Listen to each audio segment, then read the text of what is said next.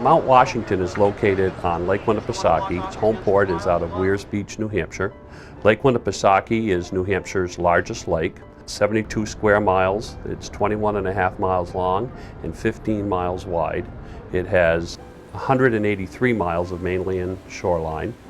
It is dotted with 274 habitable islands. Now, having said that, that's a pretty good size body of water at 72 square miles, so therefore to have a ship the size of the Mount Washington, which is 230 feet long, is not unusual. And as a matter of fact, in the early days of steamboating on this lake, they had a number of large vessels well over 100 feet to 125 to 130 feet long. The mount in itself is the only one of its size nowadays, and certainly unique in that aspect. She has been on Lake Winnipesaukee in New Hampshire since 1940. However, there's always been a Mount Washington since 1872, as there was a predecessor. The original Mount Washington was a sidewheeler, and that operated on the lake from 1872 to 1939, where she burned at the dock here at Weirs Beach. That was a sidewheeler. It was 125 feet long. She was built on the lake, entirely of wood. The present-day Mount Washington was actually a boat that operated up on Lake Champlain in Vermont, between Vermont and Plattsburgh, New York. And that vessel used to be known as the Chateauguay. It was an iron hull. When the first Mount Washington burned in 1939, they wanted to replace the boat, and so they found the Chateauguay not being used, so they bought the vessel and cut the hull into 20 sections, shipped it over on flat rail car to Lakeport, New Hampshire. She was there reassembled, and then they put a new superstructure on her. Then World War II broke out, and she was laid up until the end of hostilities. She was then re-outfitted in 1946 with the engines we have in her today, and those are diesel Enterprise engines, 615 horsepower each. There are two of them, so she is a twin-screw vessel. Now, ironically, the Chateauguay was a sidewheeler.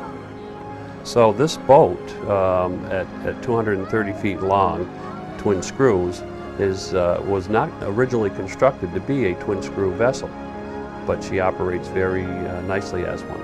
Very important to have twin screws on the mount for maneuverability reasons.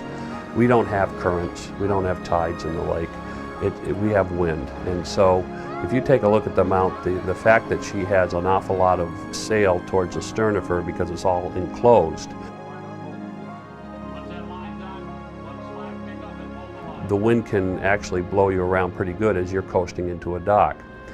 Somebody will say, well, why do you coast into a dock?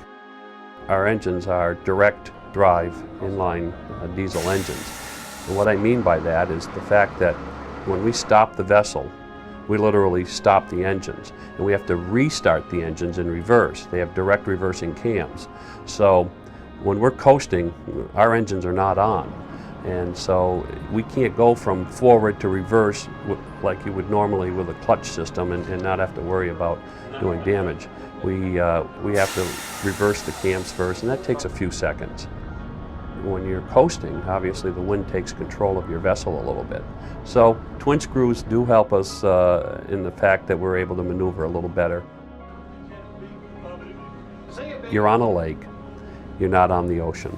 This boat is truly a laker. It is long and it is narrow. It only has a 35-foot beam for its 230-foot length, and it glides through the water.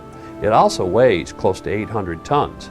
So you can't find a more solid base to be standing on while traveling on the lake. It is very stable, and I'm going to say that 95% of the time you're on the boat, you aren't going to feel anything except the vibration of the engines. The trip itself is 2.5 hours for the day trips. We take in another port, depending upon which day you were to go. Today we are going to go to Wolfeboro, which is in the southeastern part of the lake. Wolfeboro is known to be the oldest summer resort in America.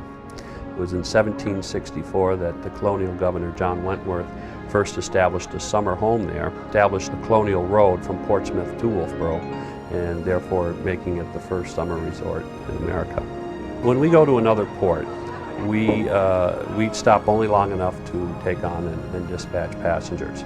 So we're not there for very long. However, if a person were to get on in the morning at Weirs Beach, they could stop at that other port and spend 2.5 hours, because we're going to pick people up there and then we're going to come back and drop those people off. So there's a chance for them to spend 2.5 hours in that other port.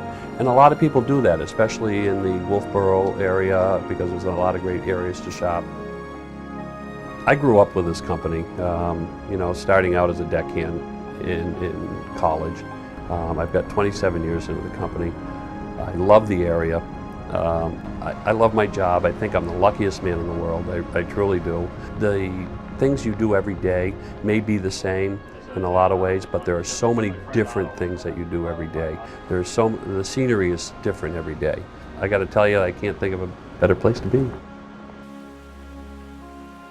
Our season runs from basically Mother's Day until Halloween. So there's a lot of availability. I don't think there's any peak time that you have to worry about getting tickets. There's no better way to see Lake Winnipesaukee than to take a trip on the Mount Washington. We've been around a long time, and we welcome our passengers with a great big smile. And I always tell the person that I hope in their 2 or 2.5 hours on the lake, they'll understand just why the Indians named this lake Winnipesaukee. Smile of the Great Spirit.